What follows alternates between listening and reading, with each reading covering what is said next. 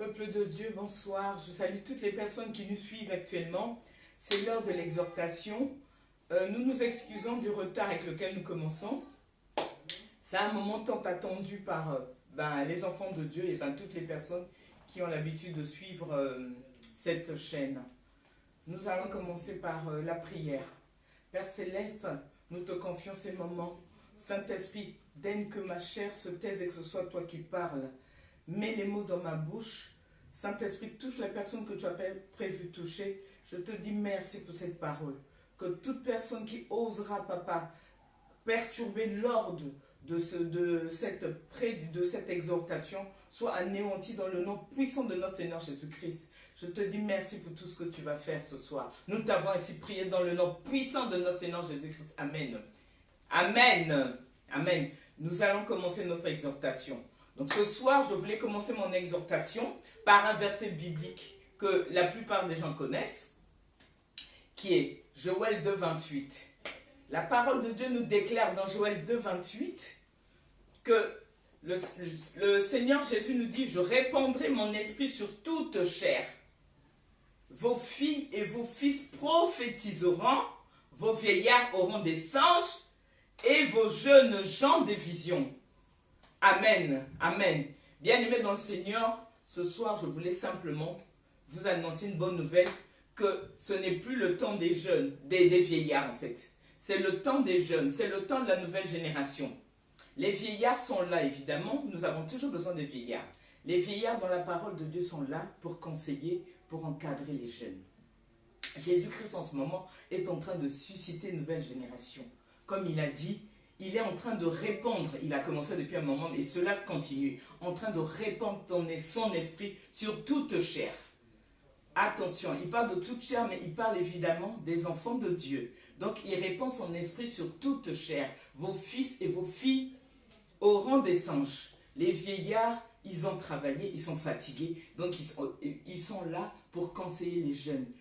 Les jeunes, on a toujours besoin des vieillards. Les vieillards sont là pour donner des conseils aux jeunes. Et c'est le moment où Dieu va sortir cette nouvelle génération. Mais d'où viendra-t-elle cette nouvelle génération? Nous allons, au cours de cette exhortation, parler des critères, de la qualité de cette nouvelle génération. La première question qu'on va se poser, mais d'où vient cette nouvelle génération? Évidemment, Dieu est en train de susciter une nouvelle génération. En fait, une nouvelle génération qui vient, comme on dit, de partout. Une nouvelle génération qui vient, c'est une nouvelle génération, en fait, une génération improbable. C'est une génération qui n'est pas dans la caricature, dans la vision du monde. Parce qu'actuellement, c'est la vision de Dieu qui est en train de dominer. La vision de Dieu, ce n'est pas forcément la vision du monde. Nous allons le voir au cours de mon exhortation. Donc, Dieu, en fait, il donne la chance à ses enfants. Dieu il a plusieurs critères de choix. Dieu, comme je dis toujours, c'est le meilleur employeur. C'est un employeur qui n'est pas raciste, qui n'a pas... En fait, ces critères, c'est lui qui les connaît. C'est Dieu seul qui sait qui va utiliser. Et c'est ce qui arrive maintenant. Si bien que, souvent, le choix de Dieu étonne les gens, évidemment. C'est-à-dire que le choix, c'est Dieu qui connaît son choix. C'est Dieu, en fait, c'est lui notre créateur. Donc, c'est lui qui sait ce qu'il a mis dans chaque personne. Bien-aimé, je suis en train de parler à toute personne, toi qui me suis actuellement, c'est-à-dire que ce n'est pas la peine de te sous-estimer, parce que Dieu peut aussi t'utiliser. Il n'y a pas de critères préétablis pour les serviteurs de Dieu. C'est Dieu lui-même qui sait ce qu'il va choisir, qui il va choisir et pourquoi il choisit ces personnes. Évidemment, au début, le choix de Dieu paraît souvent bizarre, étonnant. Voyez, les gens sont souvent étonnés. Et souvent, c'est là où les gens sont étonnés, c'est quand Dieu ressort vraiment. C'est en fait ce choix improbable que sortent les bonnes choses. Je vais m'expliquer. Par exemple, Jérusalem. Les gens se disaient, mais les gens étaient étonnés. On se disait souvent, mais que peut-il sortir de Jérusalem? Il peut-il sortir un prophète, quelqu'un de bien? Et évidemment, c'est ce qui s'est passé. Donc Dieu, c'est un bon père, comme je le dis toujours, un Dieu qui sait ce qu'il fait. La preuve en est, c'est que la parole de Dieu nous dit les voies de Dieu sont insondables. Dieu, c'est lui qui sait ce qu'il a mis dans chaque personne.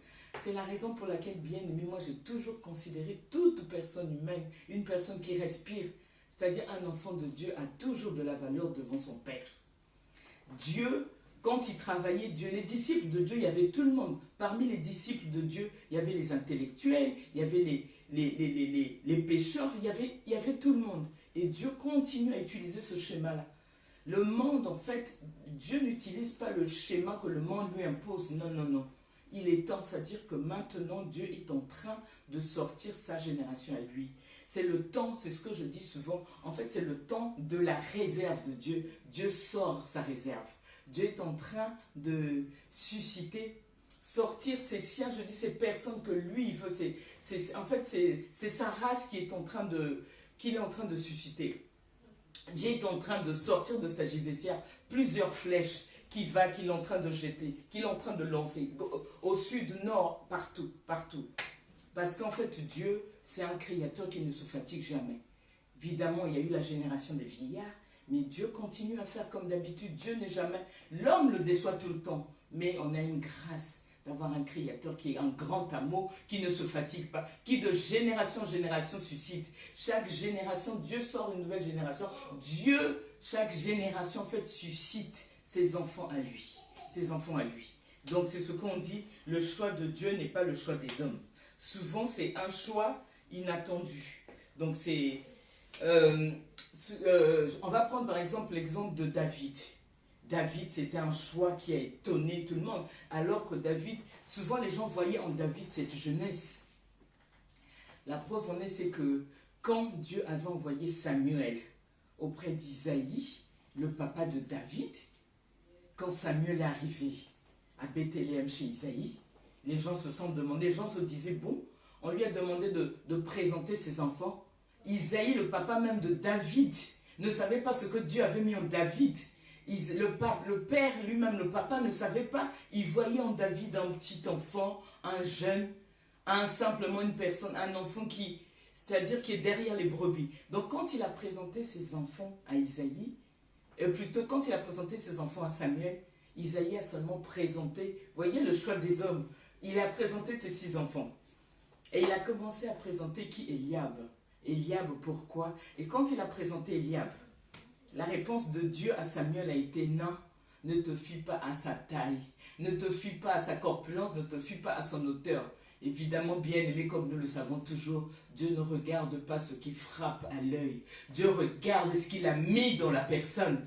C'est ça, le choix de Dieu. Qu'est-ce que c'est bon? Moi, c'est ce que je dis. Et souvent, c'est pour ça que je dis, quand Dieu sort une personne, le choix parfait, le choix réfléchi de Dieu, c'est toujours le meilleur choix. Il sait pourquoi il est choisi. Donc, Isaïe, revenons à ce que je disais, Isaïe se disait, bon, quand on lui a parlé, il a plutôt présenté ses enfants qui voyaient, oui, Eliab et tout. Mais Dieu lui-même a dit à Samuel, et c'est ce que Dieu fait tout de suite, il dit, Samuel ne regarde pas sa taille, ne voit pas ne regarde pas l'extérieur. Donc après, Isaïe a fini par présenter ses 6 enfants. Les personnes qui lisent la parole de Dieu connaissent, finalement, parmi les 6, ce n'était pas eux. Et Dieu Dieu a dit à Samuel, pose-lui la question. Est-ce qu'il y a encore, y a-t-il un autre enfant? Isaïe, le papa de David, étonné, qui dit, oui, j'ai un enfant, mais lui, il est derrière les brebis. Évidemment, Samuel a demandé, sur l'ordre de Dieu, Samuel a demandé à Isaïe de faire venir David. Et quand David est arrivé, évidemment, c'était David. Les gens ne voyaient pas David, alors que c'était en David que Dieu avait mis quelque chose. Donc jusqu'à maintenant, Dieu continue à utiliser ce schéma. Je le dis pourquoi, c'est simplement pour attirer l'attention souvent des enfants de Dieu, l'attention des personnes qui sont en fait, Dieu n'est pas dans notre vision, Dieu n'est pas dans la vision du monde, la vision de Dieu. Si bien que par rapport à ça, ce qui m'attriste, c'est que, comme le dit, reprenons la Bible s'il vous plaît, nous allons prendre la parole de Dieu, nous allons lire dans 1 Corinthiens 4, à partir du verset 10 jusqu'au verset 14. 1 Corinthiens 4, à partir du verset 10 jusqu'au verset 14.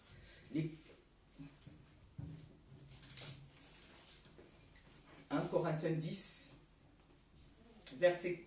chapitre 4, à partir du verset 10 jusqu'au verset 14. Lisons au nom de notre Seigneur Jésus-Christ. Que nous déclare la parole de Dieu? La parole de Dieu nous déclare, à partir du verset 10, nous sommes fous à cause de Christ, mais vous, vous êtes sages en Christ. Nous sommes faibles, mais vous, vous êtes forts. Vous êtes honorés et nous nous sommes méprisés. Verset 11, jusqu'à cette heure, nous souffrons la faim, la soif, la nudité. Nous sommes maltraités, errants ça et là. Nous nous fatiguons à travailler de nos propres mains. Injuriés, nous bénissons. Persécutés, nous supportons. Calomniés, nous parlons avec bonté. Nous sommes devenus comme les balayeurs du monde, le rebut de tous jusqu'à maintenant. Ce n'est pas pour vous faire honte que j'écris ces choses, mais je vous avertis comme mes enfants bien-aimés. Amen. Oh, qu'est-ce que j'adore la parole de Dieu. Vous voyez, donc Dieu en fait parle d'une des qualités, en train de parler des qualités, est en train de nous montrer en fait ces qualités, comment est-ce que sont, comment est cette nouvelle génération, cette génération suscitée, ces hommes appelés par Dieu. Il le dit lui-même que c'est la première qualité. Le verset 10, on nous dit, souvent ce sont des personnes, c'est-à-dire fous, qui sont fous à cause de Christ. C'est-à-dire que, après on nous dit, vous êtes sages. Les personnes qui sont dans le monde, c'est-à-dire qu'il fait la différence. Un ouvrier de Dieu, il est fou à cause de Christ. Donc, il fait des choses par rapport à son appel. C'est-à-dire un fou, je veux dire que c'est un appelé de Dieu qui fait des choses, c'est-à-dire qu'il fait des choses qui ne voit pas en fait les conséquences. À partir du moment où il sait que c'est Dieu qui l'a envoyé, il fait les choses selon, c'est-à-dire qu'il suit l'ordre de Dieu. Il aime Dieu, c'est-à-dire un amour sans limite. Et il dit, par contre, vous êtes sages, vous, les croyants, vous êtes sages en Christ. Et eux, en fait, les ouvrier de Dieu, les ouvriers de Dieu sont faibles selon le monde.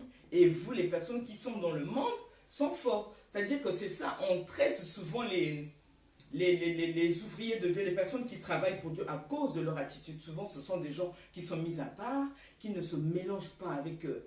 En fait, qui font attention à leur pas, qui font attention à ce qu'ils font. Donc, c'est ça en fait. Donc, on leur dit, eux, on les qualifie de... ils sont, selon le monde, ils sont faibles, mais ils sont forts selon Dieu. Donc, les personnes qui sont dans le monde sont honorées, mais souvent, les serviteurs de Dieu, je parle bien des vrais serviteurs de Dieu, des hommes de Dieu, des appelés de Dieu sont souvent méprisés. Et oui, c'est le chemin souvent que Dieu utilise, que le chemin par lequel passent les enfants de Dieu. Il dit, jusqu'à cette heure, nous souffrons la faim, la souffrance, la nudité, nous sommes maltraités, errants ça et là. Là, on parle de la souffrance. En fait, les enfants, cette nouvelle génération, c'est une génération de personnes qui ont payé le prix, qui connaissent la souffrance, c'est-à-dire la faim. Ce sont des personnes qui ont dit, qui souffrent. Et c'est un chemin que Dieu utilise souvent pour ses enfants. Pourquoi? Ce sont des gens en fait qui payent le prix, ils connaissent la souffrance. Donc après, même quand Dieu les élève, ils n'oublient pas d'où ils sont venus. Et souvent, ce sont des bons éléments. C'est ça. Et comme je disais, en fait, c'est souvent là où les gens délaissés, les gens pour lesquels on manque la considération que Dieu élève souvent. Je vous assure, c'est ça. Et le choix de Dieu, j'insiste sur ça, étonne souvent les gens du monde. Donc c'est pour ça, bien aimé, quand vous voyez, c'est-à-dire respecter le choix de Dieu. C'est le choix de Dieu, évidemment, c'est ça. Dieu aujourd'hui peut choisir d'utiliser une ancienne, excusez-moi, prostituée, mais c'est Dieu seul qui sait ce qu'il a mis en cette personne. C'est pour ça, en fait, quand tu évolues dans la foi, dans la croyance chrétienne, tu apprends à considérer toute personne. Tu connais le prix des âmes. Évidemment, ça aussi, c'est une qualité que les serviteurs de Dieu ont.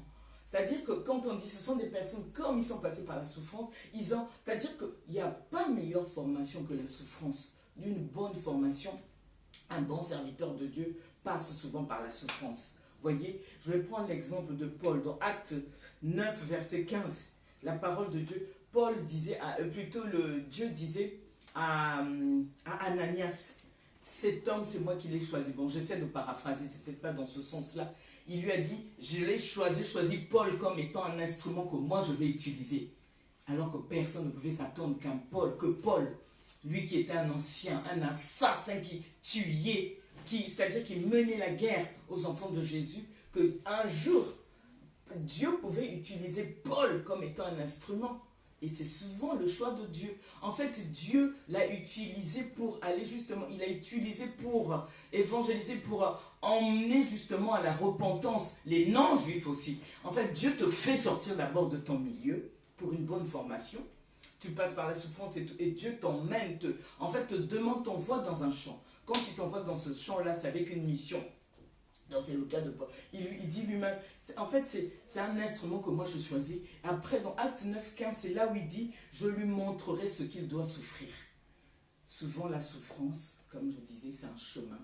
Je choisis souvent la souffrance, c'est un bon endroit de formation. C'est dans la souffrance qu'on apprend beaucoup de choses.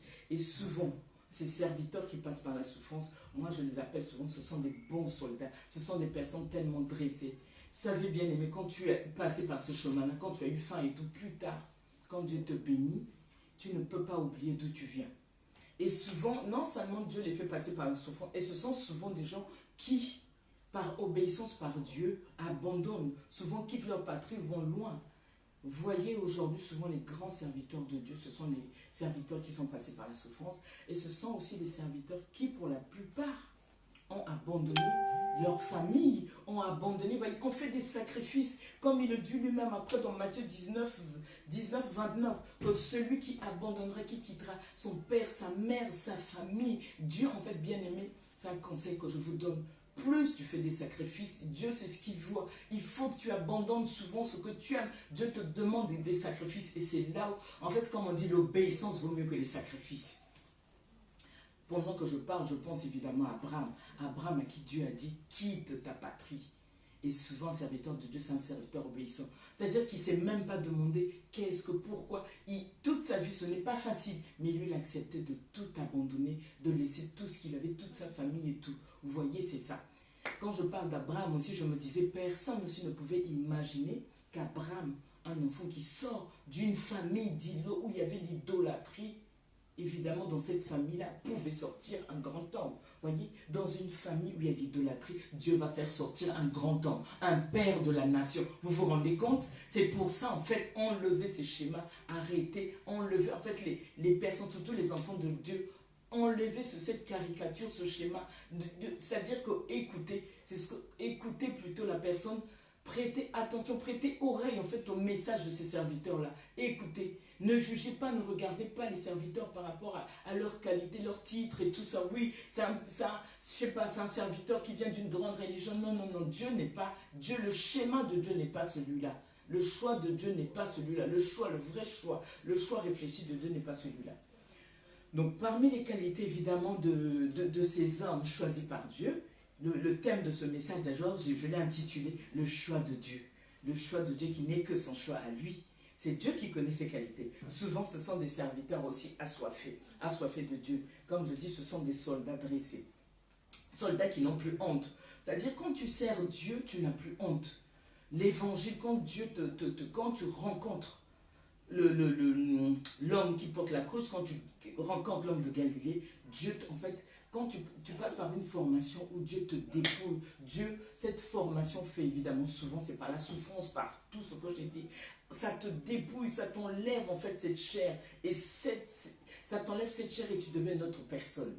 Je vais, en parlant de la honte, je vais vous parler de mon exemple.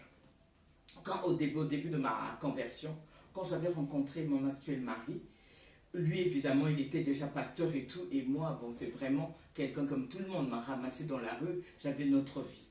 Et je bénis Dieu pour cette rencontre, parce que c'est une rencontre que la plupart des gens qui savent, connaissent, a changé ma vie. Et quand mon actuel mari me disait, Monique, on va aller évangéliser à Château-Rouge. Une fois, je lui ai dit, mais ça, quand je lui ai dit quoi, j'ai pas entendu. Moi, aller à Château-Rouge, il me dit, oui, on va aller évangéliser. J'ai dit, mais ça, j'ai dit, au fond de moi, j'ai dit, mais non, je ne peux pas. J'aurais honte, je ne peux pas. Moi, aller à Château-Rouge évangéliser. Non, non, non, non. Je lui disais que je ne peux pas. Et quand je suis resté dans mon coin, je me suis dit, mais Seigneur Jésus, mais quel est cet homme que tu m'as envoyé? Quelle est cette vie? J'ai dit, moi je ne pourrais pas supporter ça. Tenez-vous bien, mes bien-aimés. Et vous savez ce qui est arrivé après. Évidemment, après, c'est moi qui lui avais demandé, proposé qu'on aille plutôt évangéliser à Château-Rouge. C'est-à-dire que quand Dieu te rencontre, quand tu fais cette rencontre et quand Dieu te change, il enlève tout ça. Il n'y a plus d'orgueil, on ne voit plus. Oui, quand Dieu, par exemple, si là où je suis, Dieu me donne l'ordre, vas-y, fais ça. C'est ça, va jusqu'à maintenant. Quand tu es à l'écoute du Dieu, un bon soldat, tu fais ce que Dieu te demande. Tu ne vois pas, tu ne regardes. Le regard des gens n'a plus de sens avec moi. Si bien que maintenant, moi et lui, ou avec une... Je peux aller évangéliser n'importe où. De la même manière, avant, quand je voyais les personnes qui évangélisaient, parlaient de Jésus dans le métro, je me disais, mais qu'est-ce qu'ils sont courageux, qu'est-ce qui leur arrive? Souvent, les gens du monde les qualifient de ouf. Évidemment, bien aimé, faites attention. Faites attention à vos pensées, à vos dires. Ce sont les oufs, justement, qui vont loin. Dieu a besoin des oufs comme ça, comme on le dit souvent. Donc, c'est ça. Et maintenant, moi, je n'ai pas cette honte-là. La preuve en est, c'est que je vais continuer avec des exemples aussi. J'avais appelé ma mère une fois, si elle m'écoute, elle saura. Je lui avais dit, ah maman, tiens, on va aller évangéliser à Château-Rouge. Ma mère, au bout de la ligne, a crié. Elle me dit, mais Monique, ça va pas. Tu t'en rends compte, tu vas aller à Château-Rouge. Mais si les gens te voient, ceci, cela, qu'est-ce que les gens ne vont pas penser? En fait, j'ai la réponse que j'avais donnée à ma mère, maman, tu n'as pas encore compris, mais le temps viendra. Tu sais, quand tu rencontres cet homme-là, quand Dieu te bouleverse, mais tu ne vois plus ça. C'est-à-dire que tout ce qui compte, c'est lui. Ce que Dieu dit, c'est-à-dire Dieu va te dire quitte ça. Tu ne vois plus, c'est lui, il est ta priorité. Et Dieu actuellement est en train de travailler avec des personnes comme ça. C'est-à-dire que ce sont des personnes, évidemment, au début que vous allez traiter, vous allez injurer, mais faites attention. Quand ce sont des appelés de Dieu, ce sont des dieux qui vont loin avec eux. Ce sont des personnes qui vont loin avec Dieu. Voyez, donc ces personnes-là, comme je vous disais, qui sont passées par cette étape-là, ce sont des personnes qui ont un bon cœur. C'est-à-dire qu'ils ont le souci, mais un souci des âmes. Tu vas voir, c'est un serviteur de Dieu, peu importe, il ne va pas voir son titre. Une brebis va l'appeler, papa, maman, j'ai souci, peu importe. Donc la personne va se déplacer, aller vers. C'est-à-dire que Dieu, en fait, met en nous cette compassion des âmes. Pourquoi? Parce que c'est le choix parfait de Dieu. Parce que Dieu sait pourquoi, en fait, c'est ça. Et Dieu, souvent, ce sont comme je disais, ces personnes qu'on néglige. Dieu savait ce qu'il avait mis à l'intérieur de lui. Cette pierre précieuse que Dieu fait ressortir. Souvent, les gens voient, en fait, la forme, mais Dieu fait attention, comme j'ai dit, à ce qui est dedans. Donc, ce sont des personnes que les épreuves ont fracassé, les épreuves ont changé. Ce sont aussi des personnes qui ne sont pas du tout sentimentales, non. Ce sont Cette nouvelle génération n'est pas sentimentale. C'est une nouvelle génération qui n'est pas dans la soumission. Et oui, vous savez, quand on passe par une école comme ça, quand on est formé, on ne fait plus... Ce sont des personnes, en fait, qui vont loin avec Dieu parce qu'ils font attention à leurs pas. Ils ne recommettent pas les erreurs que nos aînés ont commis.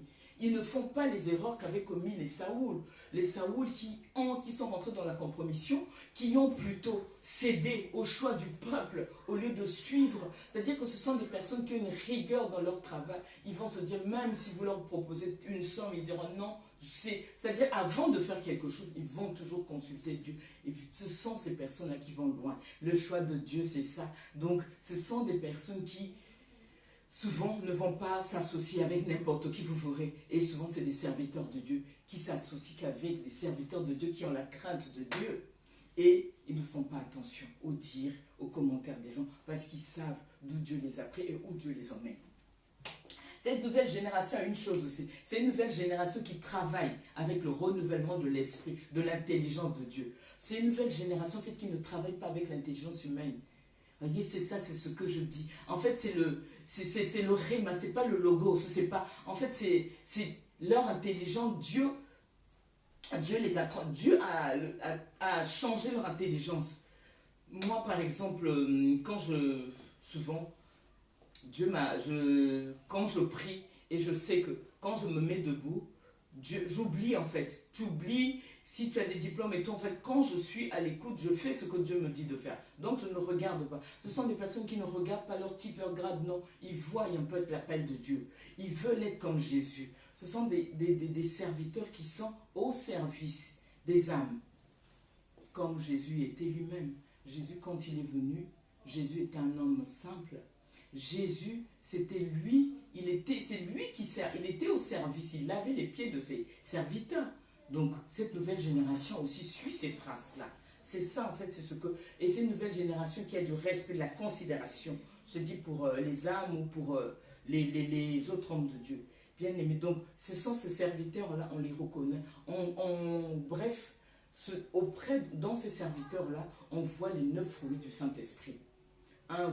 C'est comme ça qu'on reconnaît un serviteur, un vrai serviteur de Dieu. Il n'a pas le langage, comme on dit, le langage brut. C'est pas un serviteur qui, je sais pas, branche n'importe quand on lui parle. Quand il parle dans son langage, on le reconnaît, son attitude, comment. On les juge à travers leurs fruits. C'est simplement ça. Donc, c'est ça. Et ces services, qu'est-ce qui se passe? Ce sont ces serviteurs, une fois que ils font la rencontre de Dieu. On va prendre l'exemple de Paul.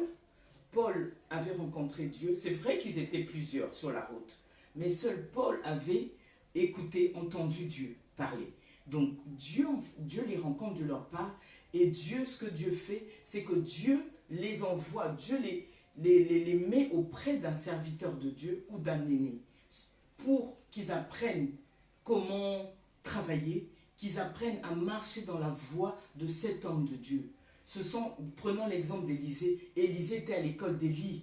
Prenons l'exemple de Josué. Josué était à l'école de Moïse. Donc quand je vois les gens qui me disent que non, moi j'ai reçu l'appel de Dieu, je ne vais plus dans l'église et tout, non, on a besoin, tu es obligé d'être à côté, passer par une école, il faut que tu sois formé. C'est vrai que tu as reçu l'appel de Dieu, mais ça ne suffit pas. Il faut en fait parfaire, il faut qu'on te montre, oui, tu as le don et tout, mais ce n'est pas suffisant. Il faut que tu passes par un enseignement.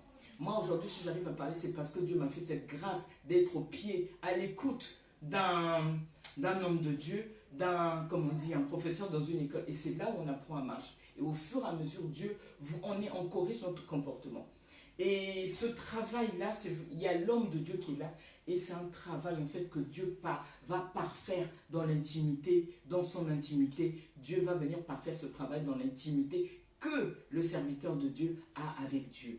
Bien-aimés dans le Seigneur, je tenais à vous parler de cela pour vous demander de la considération envers ces hommes de Dieu. Vous voyez tout ce que Dieu fait. J'ai fait exprès de parler un peu de ce schéma-là pour que l'on comprenne et qu'on ait de la considération pour ces hommes de Dieu qui, pour moi, évidemment selon la Bible, sont des autorités.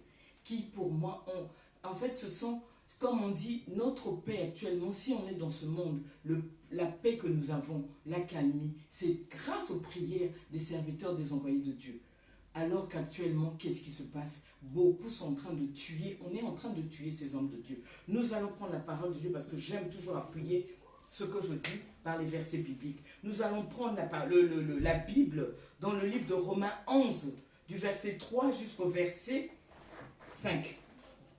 Verset 3 jusqu'au verset 5, que nous déclare la parole de Dieu. À partir du verset 3, on nous dit, Seigneur, ils ont tué tes prophètes, ils ont renversé tes autels. Je suis resté moi seul et ils cherchent à m'ôter la vie. Mais quelle réponse Dieu lui fait-il? Je me suis réservé 7000 hommes qui n'ont point fléchi le genou devant Baal. De même aussi dans le temps présent, il y a un reste selon l'élection de la grâce. Bien évidemment, je veux m'adresser à la personne qui est déçue. Oui, qui est déçue parce que tu as dû rencontrer les loups, les loups revêtus à la peau d'agneau. Tout ce qu'on dit, tout ce qui se passe dans les médias. Oui, les serviteurs de Dieu, ceci, cela. N'allez pas dans les églises et binzam, non. Il y a les mauvais, tout comme il y a des vrais serviteurs de Dieu. Vous voyez? Alors que ce qui se passe, c'est que c'est quoi? À cause de nous dire le manque de considération, vous passez votre temps à les critiquer, mais vous êtes en train de tuer ces prophètes que Dieu a envoyés. Faites attention, bien-aimés, aux paroles que vous sortez, alors que la parole de Dieu nous demande, nous recommande, dans Chronique 2, 20, 22, on nous dit, confiez-vous à l'Éternel et vous serez affermis. Confiez-vous en ces prophètes et vous réussirez. Ils ont leur place, ils ont de la considération. En tant qu'enfant de Dieu, on ne peut pas se passer de ces envoyés, de nos aînés, de nos maîtres, comme je les appelle. Voyez, ces serviteurs que Dieu considère, c'est ça en fait. On est obligé de les considérer. Ce sont les autorités, il faut qu'on ait du respect pour eux. C'est ça. Donc nous, et la parole de Dieu nous le dit, que tout, il y a encore un reste. Un reste qui n'a pas fléchi les genoux devant Baal. Vous réalisez, bien aimé, que dans ce monde, il y a au moins quoi? La population mondiale, il y a quoi? Il y a près de 7 milliards pratiquement d'hommes. Mais parmi ces 7 milliards, il y a un reste. Il y a encore 7000 personnes qui n'ont pas encore fléchi les genoux. Bien-aimé, toi qui es découragé, ne te fie pas à ce que... En fait, faites attention aux médias. Le malin utilise aussi les médias pour décourager les enfants de Dieu.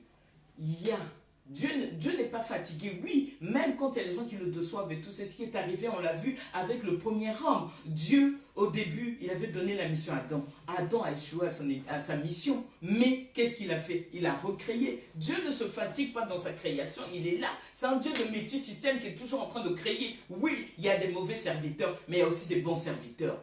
Tout ce que nous pouvons faire, c'est de demander au Saint-Esprit bien-aimé, justement, de nous montrer, de nous donner cet esprit de discernement. Ce qui arrive souvent, c'est que beaucoup de gens, beaucoup de personnes, en fait, choisissent souvent des églises ou des lieux de culte. Oui, parce qu'il y a un grand pasteur, tel non. Je vous ai dit, le choix de Dieu, faites attention. Donc, prions, demandons au Saint-Esprit de nous donner le discernement. Il n'y a plus de... Dieu ne va pas... En fait, ton enlèvement au ciel ne dépendra pas de... Oui, en fait, c'est ta relation, c'est l'endroit où tu pries. C'est pas, il n'y a pas de... Oh, de binzanizan, le contraire. En fait, c'est... Je veux dire, c'est une stratégie du malin pour décourager les gens. On se rend compte que, et j'insiste toujours par ça, parce que c'est quelque chose moi qui me frappe, les endroits où la parole pure est prêchée, ce sont des endroits en général vides. Ce sont des endroits où les enfants de Dieu ne vont pas. Et ça, c'est une stratégie que le malin fait. À chaque fois qu'un homme, souvent c'est ça, un vrai serviteur de Dieu, et je pense que c'est le chemin de Dieu. Souvent, quand un serviteur de Dieu est élevé, au début, il est contesté. On le conteste, on le critique.